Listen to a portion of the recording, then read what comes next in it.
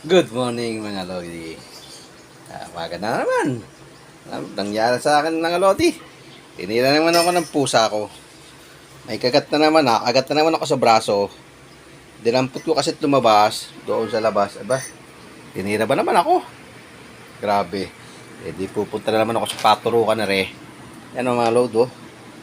Yan o. Yan. Hinugasan ko na yan load ng sabon sa running water. Sabi kasi sa pag nakakat ka daw ng anumang hayop, katulad ng pusa o aso, ay huhugasan natin sa running water. Aso lang guys, ang masaklap doon guys, yung turok ba? Dahil hindi na masakit sa braso, masakit pa sa bulsa guys. Ayan na, itong pusang yan guys, oh. Yan. Yan yung malaking yan, oh. May galit yata sa akin yan, Sami. Sami, may galit ka yata sa akin eh. Yan. Yung pusang yan, no? Yan. Gagantihan ko naman yan, guys. Oh, pakakapon ko yung patatanggal ko yung itlog niyan. Oo, man. Ewan ko lang ako yung lumabas pa ng lumabas.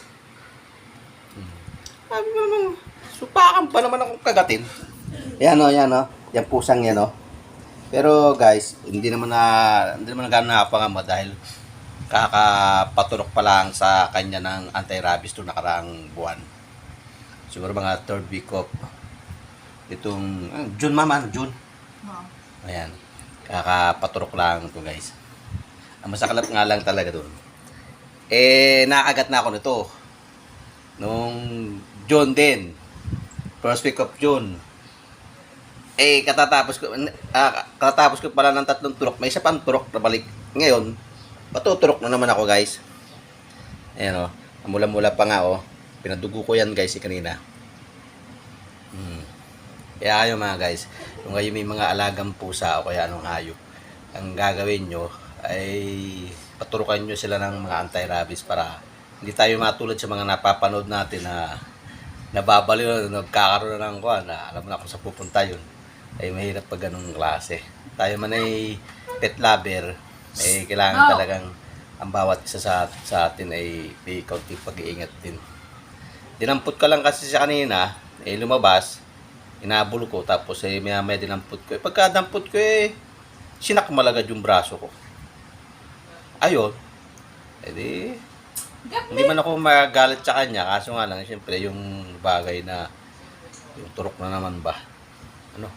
Hanggang dito na guys, kaya pinakapayo ko sa inyo. Pinalo mo si Cham kanina. Napalo ko lang, hindi may palo, parang kuwan lamang ba? Parang dampi lang sa ako. Siyempre, ikaw ay magkakareact ng konti, diba? Ayun, sabi ni Mrs. Ayan. Sige, paano guys? Hanggang dito na lang. Namasari panoodin nyo, like and share sa aking video. Okay, bye-bye.